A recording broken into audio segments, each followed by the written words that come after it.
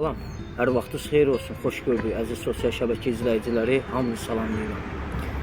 Bugün danışacağım mövzu ilahiyyatçımız, çox sevdiyim, dəyər verdiyim ilahiyyatçımız Elşad Miri haqqındadır.